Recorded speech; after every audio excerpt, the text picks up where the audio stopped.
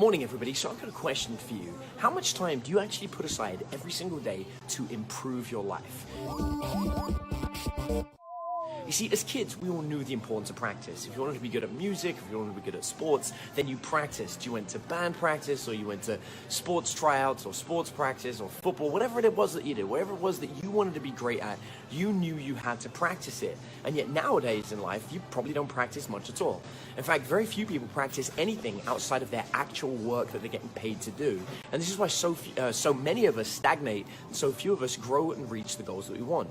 Ultimately, you've known ever since a child that if you want to be great at something, you need to practice. But as we get older, we stop doing that. And the truth is because the extracurricular activities that we did as a kid don't really serve us as adults. We've already given up on that rock career or the chances of becoming a professional NBA basketball player. And so because we've given up on this now, we don't feel the need to practice anymore. But there are so many cool skills that you can learn as an adult that can completely transform your life. Everything from practicing with investing or trading, or practicing at developing that new skill set to help you get the career that you really want. Practicing at sales. All of these things that can really transform our life, and yet so few of us actually bother doing it. We simply chalk it up to something that you're naturally good at or not naturally good at. Whereas we've forgotten that lesson that as children that we can become good at almost anything if we put the practice in. And what's fascinating is that as children, we typically only practice for 5 to 7 years, pretty much through middle school and secondary school, or high school if you're American.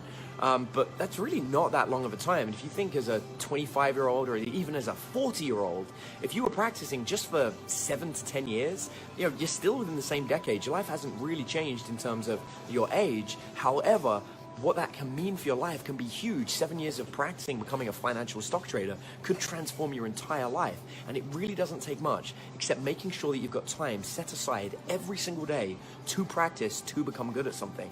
Now, in a minute, I'm going to jump into Psych Hackers, which is our Facebook group, and we've been swamped. We had over a couple of hundred people yesterday alone joining this group.